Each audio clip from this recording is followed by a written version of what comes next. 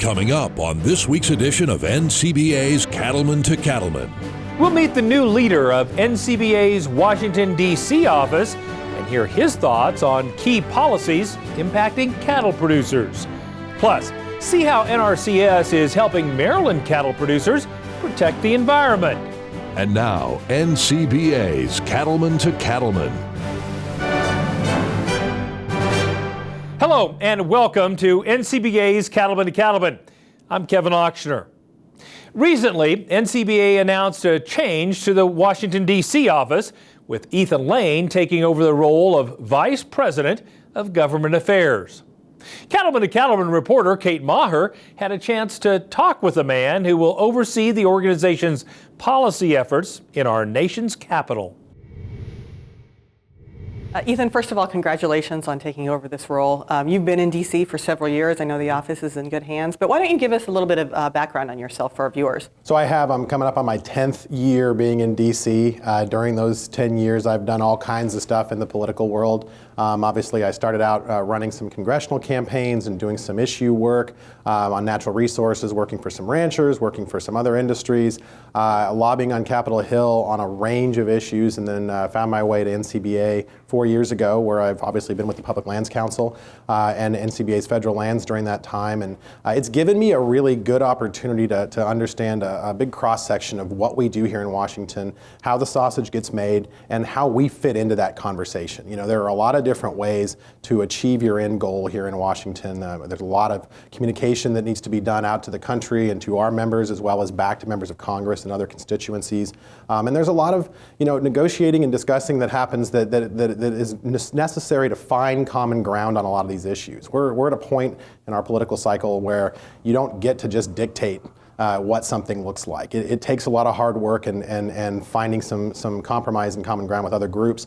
And that's how I've spent most of my time in Washington.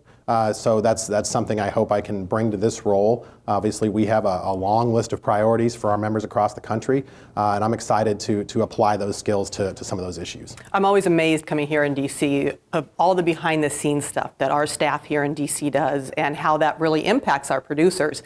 I think it's something that maybe until you see it, you don't really understand it. As you talk about the issues that are going to impact producers from coast to coast, north to south, what are some of those that you're going to be focusing on? Well, you're right, and I keep saying this, but I can't say it enough. I mean, our Monday morning staff meeting is the most in-depth policy conversation in Washington on the cattle industry, maybe anywhere in the country. And it's a testament to how many different issues we're managing and tracking and pursuing at any one time. Where we see some common ground is in some of these national conversations taking shape on climate, on emissions, on where your food comes from. And we're seeing those trickle down into trade conversations. We're seeing them trickle down into environmental regulatory conversations, endangered species. Fake meat, obviously, is another big tenet of that conversation. So we're at a point where we're really aggressively wanting to illustrate the real story about cattle production and get those real facts out there, because we feel strongly that if this is a science-based conversation, if we can set that tone in a way that consumers know that when they're making that choice at the grocery store to buy a steak, they're making an environmentally sensitive choice, they're making the best choice for the resource, and they're making a choice that supports American families all at the same time. So we have a really good story to tell if we can just correct the record, if we can kind of get out in front of some of these professional organizations that are looking to put this industry out of business. And I don't mean to sound doom and gloom, but that's the reality. And make sure that members on Capitol Hill, congressmen and senators, are also operating with facts, not rhetoric from some other group when they make those critical decisions that impact our industry. Yeah, and you make a good point about groups that are out to put our industry out of business. And being here in the Beltway, you really see that firsthand. We face a lot of that from people outside the industry. Recently, we've been facing it from some groups that are trying to use our own industry to divide us. You recently wrote a letter about that. Yep. I did. The Organization for Competitive Markets is who you're talking about, and that is a group staffed by professional political operatives from the Humane Society for the United States. That's where those people came from. That's not a secret. That's not up for debate. And this is kind of hearkening back to what I was talking about earlier. In the political arena, we use a lot of different tools. One of them that other groups have used to great effect is astroturfing. And by that I mean tilting up a group that looks and feels like a real grassroots movement, but in fact is a well-funded operation with a very specific purpose. We feel strongly that that's what OCM is. and they continue to find ways to drive wedges in our industry. Now, they held a rally in Nebraska with concern about cattle prices, and that's something that we feel very deeply. We understand that that end of the market is struggling right now. And in any commodity-based market, I started my career in commercial real estate, and I can tell you I've been there firsthand. Being on the downside of a bad market is the worst thing you can imagine. It's a gut punch you don't recover from a really long time. But we need to make sure that we're operating with facts. We need to make sure that the players that are in that debate are honest brokers and truly have the best interests of our industry at heart. So we're going to continue to call balls and strikes. We're going to continue to call out those people that we don't think have the best interest of this industry at heart.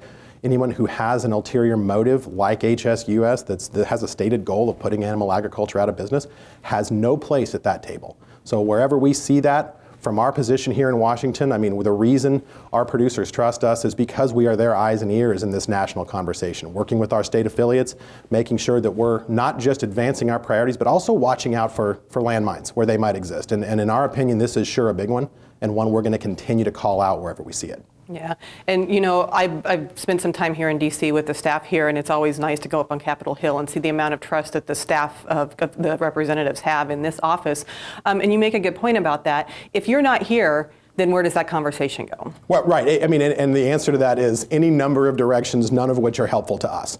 Because one thing you learn very quickly is if you're not advocating for your priorities specifically, someone else will be up there. I talk about this a lot when I'm out on the road. People say, oh, you know, Washington's broken and it's all full of, you know, dirty lobbyists. Here's the thing that I want to make sure people understand. No matter who you are in the country, no matter what you do, no matter how you spend your time, someone is in Washington lobbying on your behalf. Whether you're contributing to the association that's paying them or whatever else, there's an interest group and a lobbyist for everything in DC, and the cattle industry is no different. We have a large structure here in Washington designed to protect and defend this industry and make sure that we're part of that national conversation. You know, it's part of the reason that we have the pack wall behind us. It's part of the reason that we spend the time that we do building up this infrastructure so that we can be as big a gorilla in that room as possible. I mean, 500 pounds is fine. I want to be 800 pounds because the bigger we are in that national conversation, particularly representing a rural industry, the more opportunity we're going to have to impact that debate. Yeah, and so how do we get to be that 800-pound gorilla? You mentioned the pack wall. Give us some tools that producers can help you with to be that monster in the room. So first and foremost, that really is, if you look at that pack wall behind us, I mean, those are names that are familiar to our business. Those are people that we see at our national meetings. Those are family operations and businesses that have made a contribution and commitment to the pack.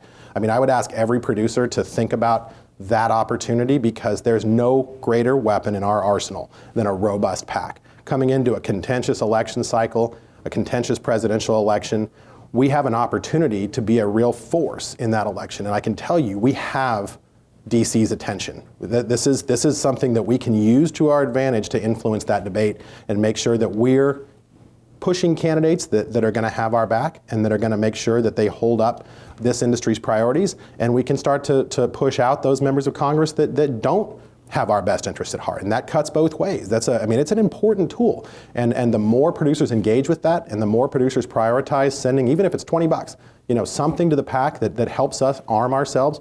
I think of it as filling sandbags, right? If everybody fills one sandbag, we can put enough in place to really do something. And that's the most important thing. The other is show up at meetings. I talk about this constantly, but I mean, I'd like to see 3 times the attendance at our meetings that we do, for no other reason than the more voices we have in those policy conversations, the better off we are. Because your view from North Dakota is totally different than the view from Nebraska, and neither of those are going to look anything like the view from California. And we're all in the same industry, we're all trying to achieve the same goal, but we know conditions on the north side of the slope are totally different than on the south side. And if we don't have both of those viewpoints at the table, we're going to miss something. So we need you to show up. We need you to show up to your state affiliate meetings. We need you to have that dialogue going all the time, and we need you to advocate at every opportunity. I mean, you know, we know the facts. We have them on our website. We can get you up to speed on an issue, but our best ambassadors are our producers on the ground. The more they're telling that story, the better off we are. Yeah. Well, thank you not only to you, but to you and your staff for so passionately serving the interest of all producers in this industry. Really appreciate it, and best of luck as you charge forward for us. Thank you. I'm looking forward to it. Thanks, Ethan. If you'd like to stay up to date on all the key issues and events from DC, one way is by becoming a member of NCBA. To join, just call 1-866-233-3872 or visit the website ncba.org. Still ahead on Cattleman to Cattleman, we'll have more on what's happening in Washington, D.C. and how federal policies and regulations may affect the cattle business. We'll be right back.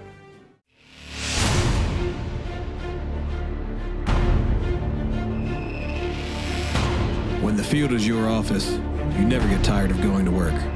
Cut, rake, bale, repeat. New Holland offers the power and versatility to get through the day. From small squares to large squares and everything in between, New Holland has you covered. Visit your local dealer today to find out more.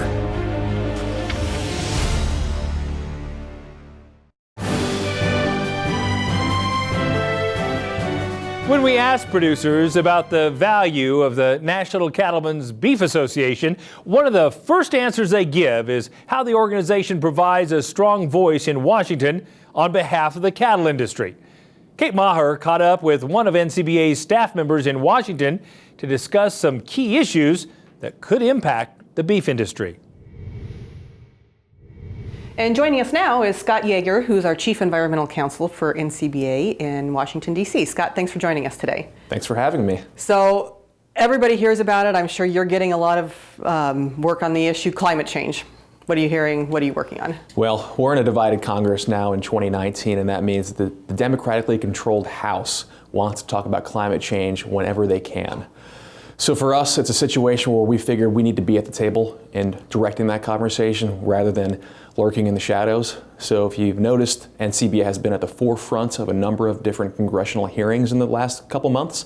Just 2 weeks ago, we had Todd Wilkinson, our Vice President of Policy, testify before the Senate EPW Committee on climate change, and his whole story and conversation was, look, American beef is actually a climate solution. We conduct a lot of great conservation practices in the cattle industry that actually help sequester carbon, actually help take greenhouse gas emissions out of the air. That's a story that we can tell across the board for just about every cattle producer in the country. So it's one that we can win on, and it's one that we're standing up and fighting for our cattle producers. Just a couple months before that, we had Debbie Lyons-Blythe testify before the Senate Ag Committee on the same topic. So I think it's a point of pride for me and for NCBA that we're actually taking the lead in the climate change discussion. We're actually being the tip of the spear in all those conversations on the Hill. Yeah, and it should be a point of pride too for producers in the country to know that they have a voice in these discussions. What has been the reaction of these committees and others that you talk to when we have producers come to DC and talk about the story of beef and how it is a positive climate operation? I think it's very much an educational experience for them. Prior to us stepping up and being part of the conversation, I think they were left in a situation where they hadn't really heard a lot from agriculture. So for us as NCBA to step up and to advocate on behalf of our producers, it's really been filling a void that and a need that hasn't been met before. So I think a lot of the decision makers on Capitol Hill are thankful for that, and it's putting us in a position where we're helping educate them and help them make good decisions. And being part of this conversation for agriculture, kind of in the forefront of the discussions, again, what have you seen and what have you heard from other members of Congress or people that are working on these issues? Have their eyes been opened to what we do? I'd like to say that we've opened all the eyes, but you know that at the end of this process, there are going to be things that we probably don't like. But what's important is that we are at the table trying to guide those discussions as best we can so that we can get to good outcomes. Now, in the situations where we can't get to good outcomes, we're going to oppose those efforts. Things like the Green New Deal, where our executive committee passed a policy earlier this year for us to oppose it. That's something we've been doing on Capitol Hill. But in addition to opposing bad policies, we're also educating the decision makers on the really good things that our producers are doing in this space. Yeah, and that's so critical to make sure that our voice is heard, so thank you. One issue that I know we were at the table on, thanks to you and your staff and your efforts, was the repeal of WOTUS. Where do we stand on that? It was a big win for our industry. So on the WOTUS front, just this past week, the repeal of the WOTUS rule was published in the Federal Register. And by virtue of it being published in the Federal Register, it means it is official. So the 2015 WOTUS rule is gone. So that's, we can all breathe a sigh of relief. That's been a priority of NCBA to get rid of that really bad WOTUS rule. So that is done now, and we can take a victory lap on that. But we know that there's more coming. There are likely lawsuits going to be filed on that repeal, and then it will go to the court system to decide this issue. And this court has heard the WOTUS issue a number of times, including the Supreme Court, 3 different times since 1985 has looked at WOTUS. So it's not over yet, but we are on a good path, and we have the repeal finalized. So we're thankful for that. Well, first of all, thank you. I know that came at an expense of a lot of time, effort, blood, sweat, and tears on your part here, but congratulations and thanks on behalf of our producers for that. You mentioned lawsuits, and I'm always fascinated to come to DC and learn about some new lawsuit that's coming out that maybe I haven't heard of, but it has a big impact on agriculture and the beef industry in particular. Tell me about one of those that's coming out. So there's a lawsuit being filed by a number of animal activist groups against the USDA's Farm Service Agency. And effectively, the activist groups are trying to cut the legs out of funding sources for beginning farmers and ranchers that are trying to open or expand an animal feeding operation. For our guys, it's beef cattle feedlots, right? So if you're a young producer that's trying to break into the field and trying to open your own feedlot, right now you benefit from having a categorical exclusion from something called the National Environmental Policy Act, or NEPA. But activists are trying to destroy that exclusion so that there is additional bureaucracy and red tape applied to any time that the FSA tries to provide a loan to a beginning farmer or rancher. That's a problem for us, obviously, because we want more people to get involved in the business. We want families to be able to pass those businesses to their kids. And they're going to have one less way to do that if these activists are successful. And what's really, I think, an interesting highlight of that particular case is that the same gentleman who's litigating to kill these loan efforts from the USDA is also the same gentleman who's litigating the checkoff lawsuits on behalf of RCAF. So from our seats here in DC, we can see patterns like that. We can tell, like, this gentleman really is out to get animal agriculture. It doesn't matter what sector you're in. He just wants to get rid of it. And that FSA loan lawsuit is a perfect example of activists, including activists who are litigating this checkoff lawsuit on one end. On the other end, they're trying to cut the legs out from under producers getting access to loans to build their business. Yeah, that's really scary because we don't necessarily need that in today's industry when we're trying to feed a growing population. It's so critical, obviously, that we have seats at the table, and you all provide that here. If people want to know more or want to know how to get involved, what can they do? How can they reach out to you all to find out some of this behind-the-scenes information that is really critical and really important, but really you guys have a pulse on all this stuff that's going on? Absolutely. I mean, the best thing to do is become an NCBA member, obviously. Then once you do that, you have access to all of us, and we're here to advocate for you. One thing that we do that's really important is we have a legislative conference every spring where we bring producers from around the country to come to DC to actually lobby Congress on issues. That is a really unbelievable and an important experience that I would recommend every producer out there, if they have the opportunity, to come and do that. And it's open to anyone who wants to come and register for it and be part of the opportunity. So I would really urge producers out there to take a few days out of their daily life. And I know it's a hard thing to ask for, but the ability to come here to DC and to work with us and to advocate to those senators and those congressmen on the Hill is incredibly important. Yeah, well, we'll do everything we can to get more here for you. Thanks, Scott, for all of your efforts. Really appreciate you being here and being a voice at the table for us. Thank you. Still to come on Cattlemen to Cattlemen, we'll explain why a group of cattle producers were in Japan teaching consumers how to grill beef. That story and more when we return. Out here, you know what needs to be done, and you know what it means to those you're doing it for. But every sunrise brings something new, with the weather, the soil, the markets, your machinery. You can't always predict what it will be. So it's good to know that Ram trucks are more than capable of helping you get it done right.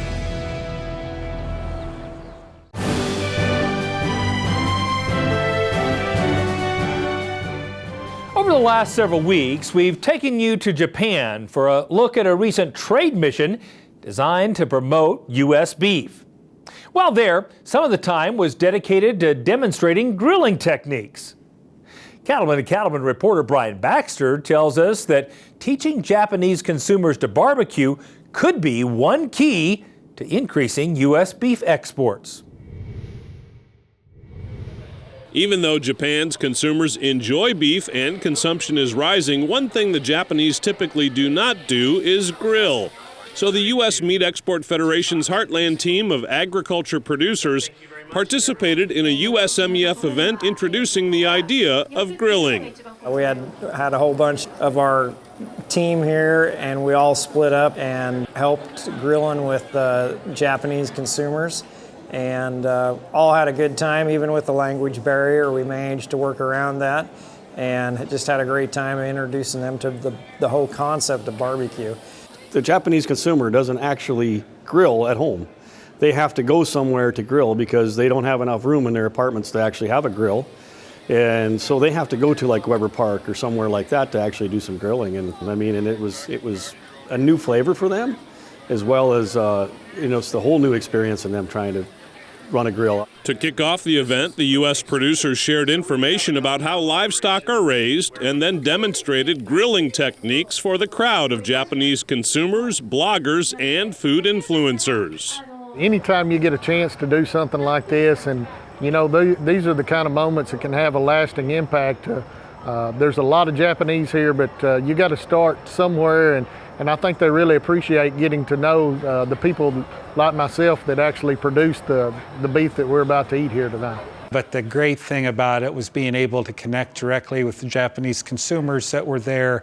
As you were sitting there, you could see them actively sharing that information out onto social media, reaching other channels. And so you knew, hopefully what we did is as great as it was, it's a drop that's going to have ripples that continue on into the future. For the main event, the USMEF team split into groups, each with a handful of Japanese consumers at their table. There was time to enjoy the evening, answer questions, and share insights about grilling. We actually got to go out and grill some ribeyes for the consumer and some bloggers that we actually had at our tables. It was exciting for me to see those people that were so interested in U.S. beef. I mean, to the point where they were cheering when they saw the steak get put on the grill and the aroma and then eating that steak and enjoying that meal afterwards. And it was just an eye-opener for me to see how much appreciation they have for our product. With the USMEF Heartland team in Tokyo, Japan, I'm Brian Baxter reporting for NCBA's Cattleman to Cattleman. And joining me now is Kent Backus, who is the Senior Director of International Trade for NCBA here in DC. You're the trade guy, Kent, and we just saw a nice piece about the promotion of U.S. beef in a Japanese market. Why is Japan so critical? Well, Japan's our #1 export market. Last year, Japan was a $2 billion market for us, and it accounts for about 25% of our overall exports. So it's got a significant presence as far as the impact on our prices and our ability to compete. I think the most important thing about the Japanese market is the potential it holds for us as well. For many years, we've faced significant barriers, both on the tariff and non-tariff side. We've seen the non-tariff barriers come off, especially the BSE restrictions. As many people will remember, when we lost access in 2003, it took a long time to get it back. But even when we did have access to Japan, it was severely limited. We could only sell beef from cattle that were slaughtered under 21 months of age, and then that was increased to 30 months. So we've made some incremental advances, but that age restriction was lifted earlier this year. That left the only big remaining barrier was that 38.5% tariff. This recent announcement from President Trump, this trade agreement we're going to have with Japan, is going to put us on a level playing field, and it couldn't come at a better time for U.S. beef producers. Yeah, it's great to be back in a market where I think we hold a big advantage, and it's important to remember that we have a lot of competitors from other countries that are providing beef, but we're providing the best. There's other markets that our beef is wanted in, and there's always barriers that we talk about, specifically tariffs, but tariffs aren't the only barriers to other markets. Yeah, tariffs get a lot of the attention simply because you can put a number to them. But most of the burdens that we face are actually in the non-tariff side, and they're these unscientific, in many ways unjustified barriers that are put in place across the world, and primarily for political reasons. Agriculture is usually one of the most protected markets and constituencies in countries all across the world. Japan has been a prime example of that, but we also face that in China as well. With China, we do face a significant tariff. Right now it's about 47% when you look at all of the retaliatory tariffs that are added together. But the real barrier to trade are those non-tariff barriers, the restrictions on our production technologies, such as hormones and beta agonists. The U.S. Meat Export Federation estimates that if we could remove those barriers, that China could be a $4 billion market for us in the next 5 years. So, we've been working with the U.S. government, with our negotiators, trying to address those non-tariff barriers, because if we could open up that market, it would be a tremendous game changer for the U.S. beef industry. Yeah, what a great opportunity. Let's hope we get some movement on that soon. It's not just overseas, right here on the continent. Congress has been sitting on the U.S.-Mexico-Canada agreement. Where do we stand on that? Well, that's exactly right. The U.S.-Mexico-Canada agreement is still a top priority for us. Essentially, it is an improvement on NAFTA. We like to call it NAFTA 2.0. It doesn't change any of the provisions for the U.S. beef industry. The unrestricted duty-free access we've had to Canada and Mexico that have really made those two export markets two of our best and most loyal consumer bases in the world. So we're excited that there aren't any major changes that are there. But it does bring the rest of the U.S. economy, it brings the rest of all those trade terms into the 21st century and helps the entire U.S. economy. So this is something we need Congress to work on soon. The problem is that we're running out of time. We know that at the end of this year, we'll be in the middle of a presidential election year, and it's going to be very difficult for Congress to move on anything. We need Congress to take up and pass the USMCA this year, 2019. Can't put this off until tomorrow, because we need to send the message to the rest of the world that the U.S. is open for business and that we're going to negotiate for better market access terms for U.S. beef and other agricultural commodities. And we have a Congress that will stand behind those negotiated terms. So we need everyone out there to engage with their members of Congress and get them on board. We need them to move on this as soon as possible. Because quite frankly, if this gets pushed further into 2020, it could become the victim of election year politics, and we've seen what that's done before. So we want to avoid that altogether. So basically, if you're watching, call your elected official right now and tell them to get this done. That's exactly right. We have to act today. Yeah, great. Well, Kent, thank you for all you do for producers. Thank you for being the trade guy here. There's a lot to talk about. Thanks for being our voice at the table. Thank you. Another reason to become an NCBA member is the chance to read the National Cattleman. It's the official publication of NCBA and provides timely news and articles about the issues and events affecting the beef industry. A subscription is included free of charge when you become a member. Just call 866-233-3872 or visit the website ncba.org. Still to come, we'll show you how the NRCS is helping a Maryland cattle operation protect and improve its land and water resources. We'll be right back.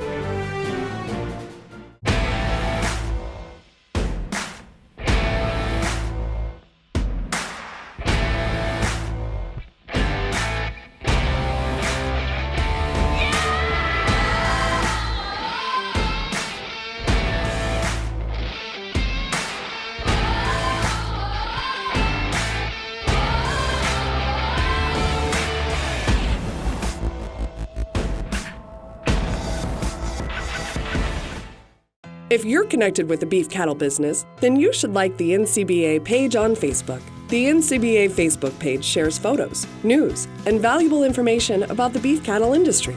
You can also follow the NCBA Twitter feed at Beef USA. So stay in touch with NCBA on Facebook and Twitter.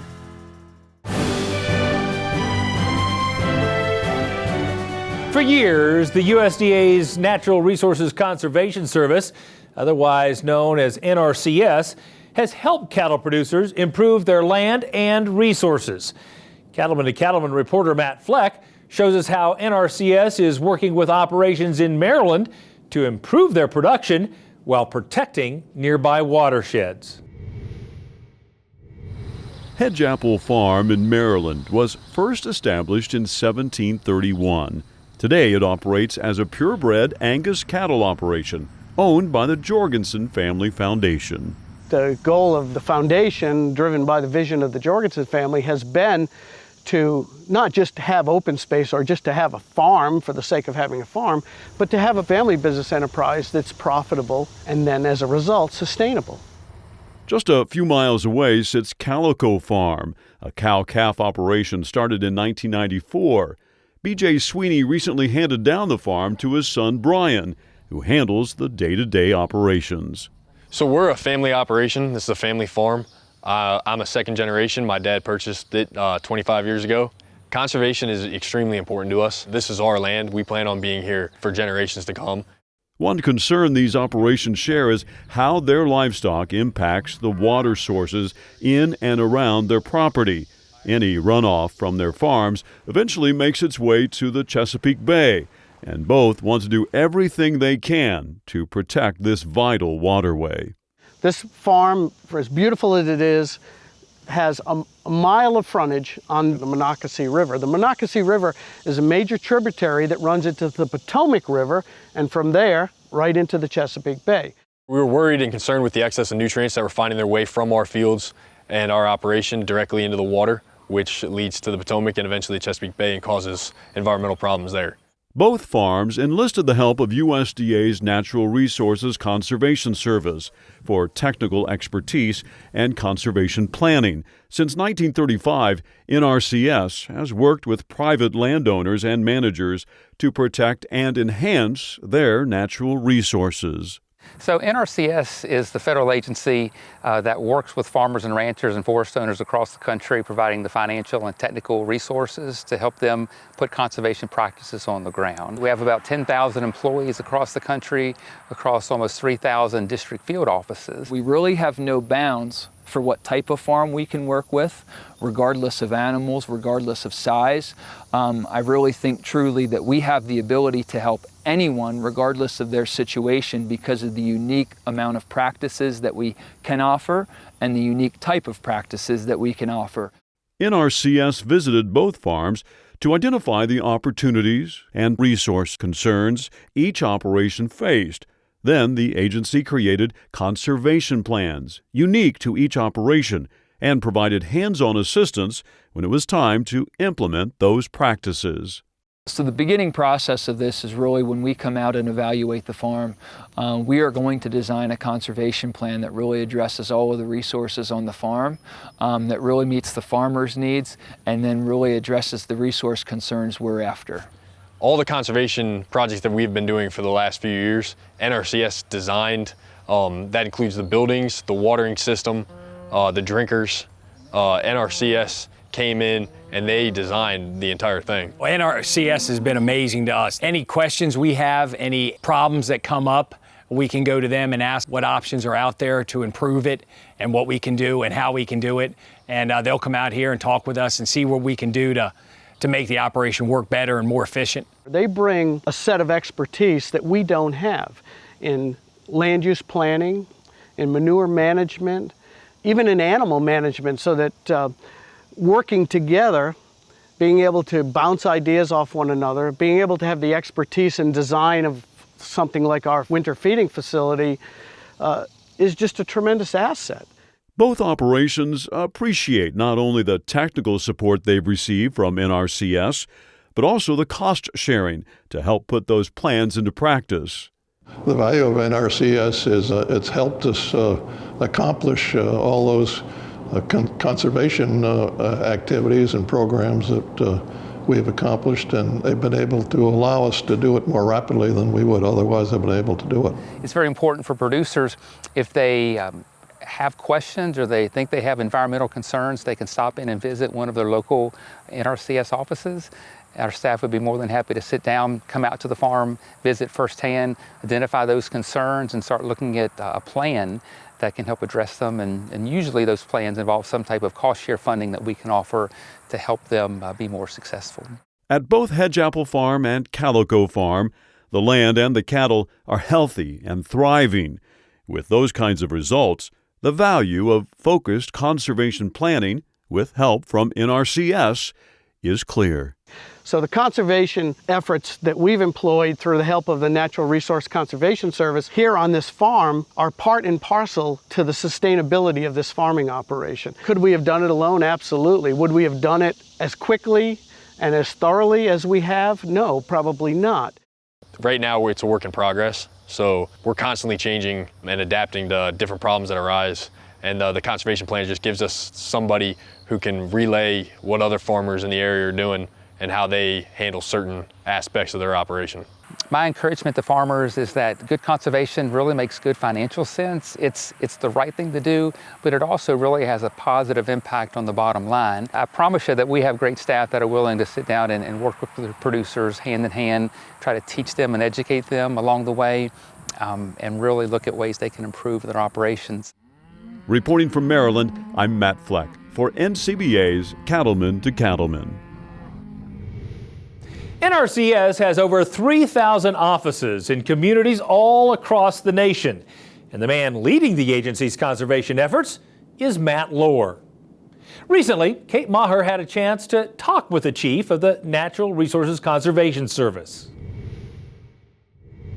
Today we're talking with the 16th Chief, the Natural Resources Conservation Service, Chief Matt Lohr. Chief Lohr, thank you for being with us and for your time. Thank you, Kate. Appreciate it. Why don't you tell the Cattleman to Cattleman viewers a little bit about yourself, please? Yeah, well, thank you. I'm a fifth-generation farmer from Virginia's Shenandoah Valley. We raise broiler chickens, 200 head of feeder beef cattle, and we do sweet corn, retail sweet corn operations. So I'm a farmer in and out. I've grown up around conservation my entire life, seeing how my father and grandfather modeled that for us. And before farming, I was an ag commissioner in Virginia, former state legislator, did some time with Farm Credit, helping beginning farmers, and now it's an honor to be serving as chief.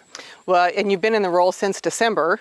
What have you experienced since taking over the role? Well, it's been an amazing first year. My second week on the job, the president signed the Farm Bill into law, so we've been having a really neat time being able to write the rules and regulations that will be implemented later this fall, and seeing those opportunities to help farmers with this legislation has been really exciting.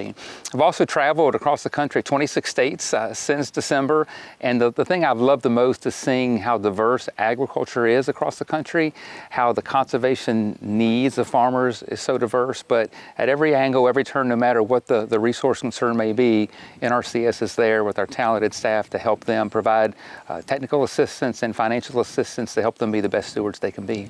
Yeah, and it sounds like you're deeply rooted in conservation yourself on your own farm.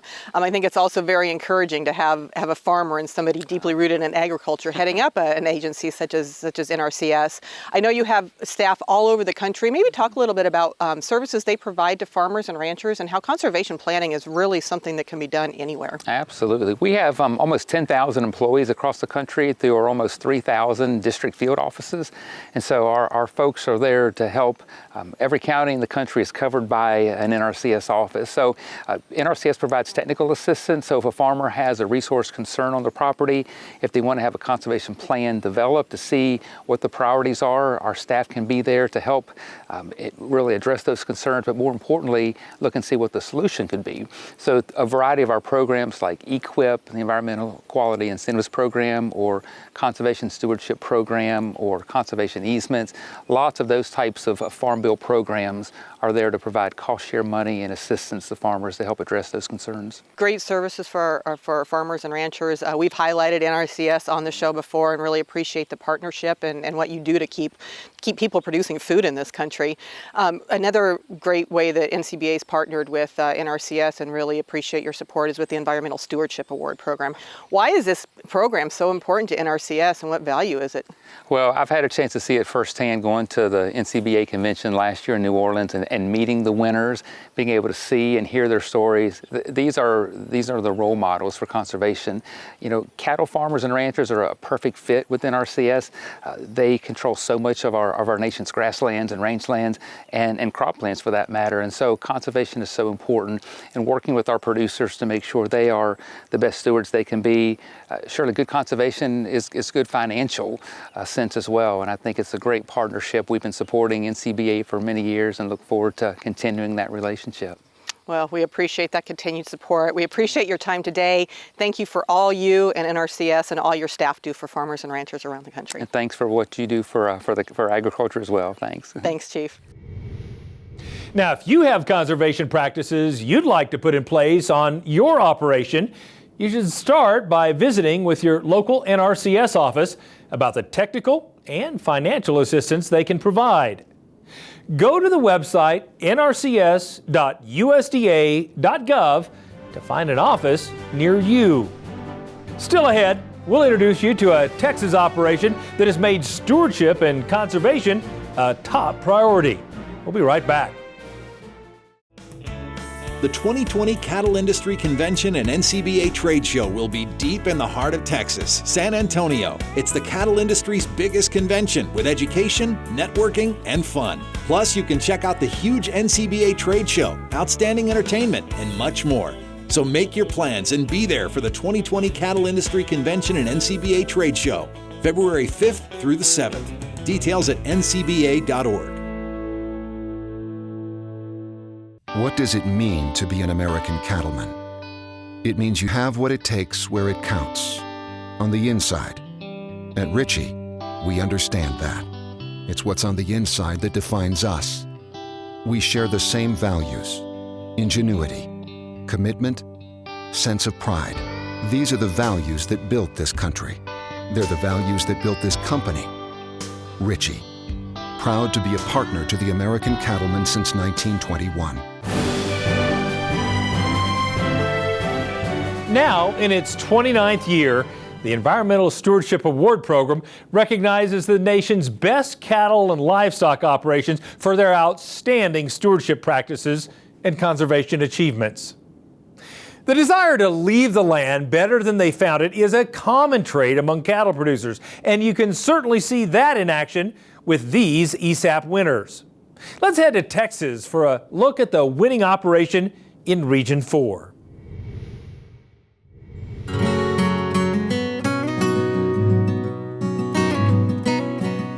In the heart of South Texas brush country, cattle graze across 125,000 acres on the Killam-Duval County Ranch.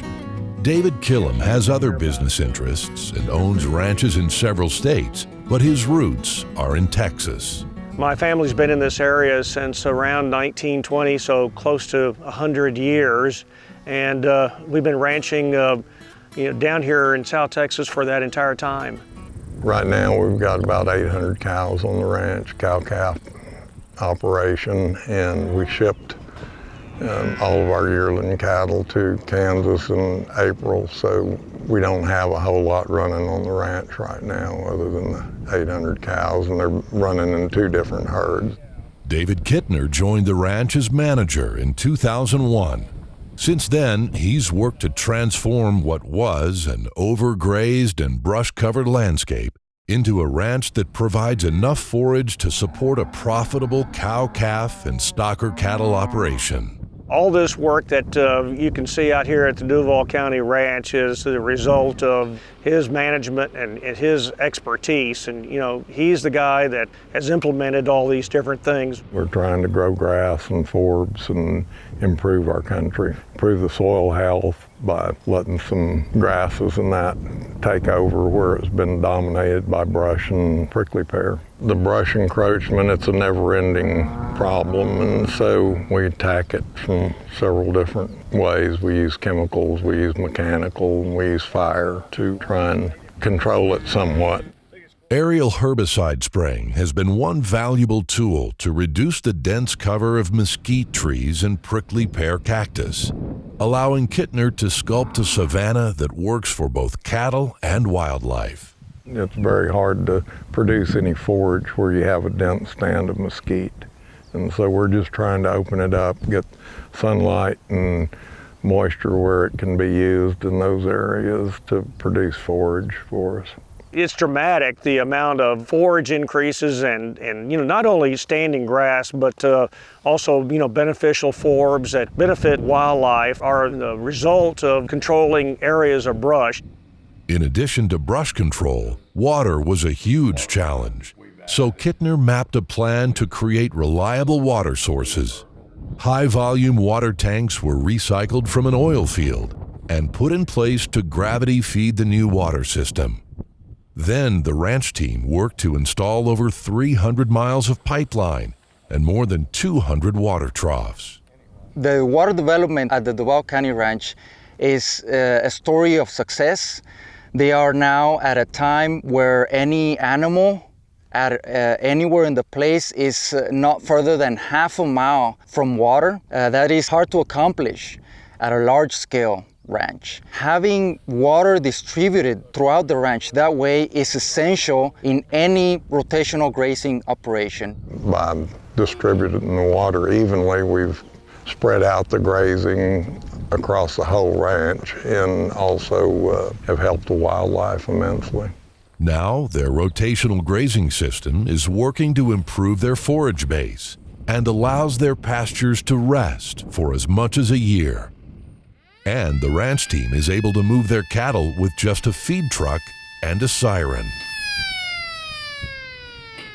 We spend a lot of time training cattle, especially the stocker cattle, coming in to move with a vehicle with a siren on it, because in these brushy pastures you can't gather them horseback. So if you don't train them to come to something, a horn or a call of some sort, then you're not going to move them.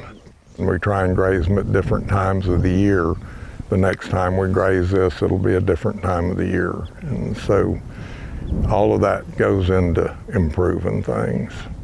After nearly 20 years under management that is focused on continually improving the land, the positive impact on the ranch is visible. I guess the best thing about it is that we want the same thing. And so we've been a great team, and he's done a terrific job in understanding, the kind of the limitations of this country and the best way to work with it. And the improvements that we see out here are the result of what he's done.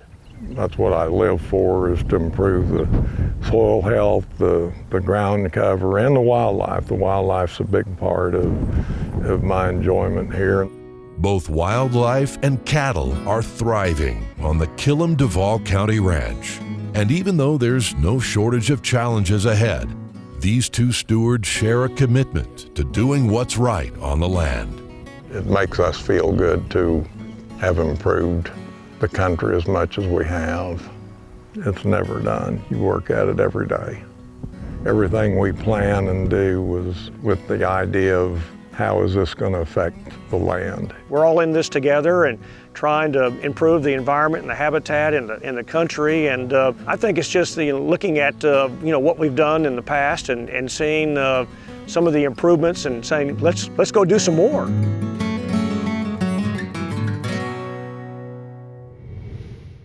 Now, if you'd like to find out more about the Environmental Stewardship Award winners, visit the website environmentalstewardship.org. Still ahead, it's time for a visit with our good friend Baxter Black. So stay with us. At Case IH, we believe it's our job to provide you with solutions. That's why our Farmall and Maxim tractors, as well as our tools and attachments, are designed with you in mind. From mowing to baling to loading and more, we're here to help turn your to-dos into to-dones. At Case IH, we'll keep your days running smoothly with equipment that's durable, versatile, and highly efficient. No wonder farmers are more loyal to Case IH than any other brand. Visit your local dealer or go to caseih.com/livestock for more. Did you know that Prefert makes over 1,000 different farm, ranch, and rodeo items? And now, thanks to Prefert Direct, it's easier than ever before to get access to every item Prefert makes delivered direct to your local dealer. For more information about Prefert Direct, visit us at prefert.com. Prefert, America's #1 name in farm, ranch, and rodeo. Speaking about funny, Baxter Black has put together a 6-hour 3-DVD collaboration of nonstop agro humor. Baxter has been entertaining farmers and ranchers from Johnny Carson to Elko, Dolly Parton to Las Vegas, and Ark City to Martin, Tennessee. Treat yourself. It's like being there. 3 DVDs for $25. Call 800-654-2550 or baxterblack.com. Did I say non-educational?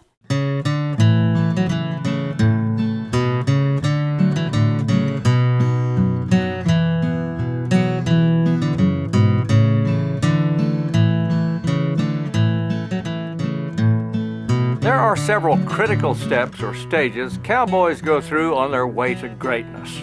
Step 1, he learns to rope in high school, develops the art of hanging out and looking cool.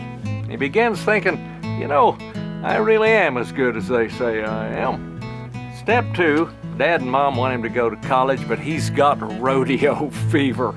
He pairs up with his buddy. They get their picture in the Roping magazine the first summer. The second year, they get in the top 20 of the PRCA.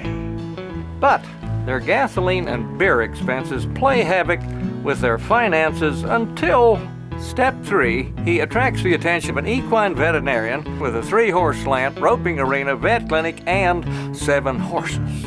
They fall in love. He takes care of the rancho, she brings home the bacon. Well, he hires someone to do the chores so he can rope and drink beer all afternoon. She eventually runs him off, but he never does understand why. Next step, horse whisper. He develops a technique called the lead foot to light bulb equine directional method. It involves a remote control from the Xbox, a battery on the saddle, and Christmas lights going up and down the horse's leg. This works until one of the wires shorts out. Step 5. He tried horseshoeing school, real estate school, and even seminary, which was a mistake. Eventually, he found himself experienced and learned in many ways, but unable to support himself without actually getting a job. Then he went to Elko and signed up to be a cowboy poet the rest of his life. Apples like threading a needle with no hand, like on the road to my house. The light shone down the front of the flammability of roaming glasses curves of and the sight. spectacular but This is Baxter Black. Thank you, thank you, thank you. Look at that. From out there.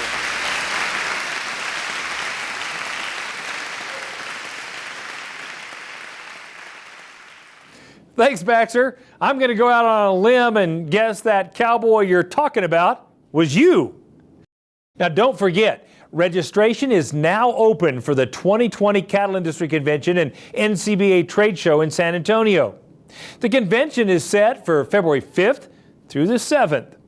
You can register and get your housing all set up at the website ncba.org. Well, that wraps up this edition of NCBA's Cattleman to Cattleman. Thanks so much for spending time with us. We'll see you again next week right here on RFD TV.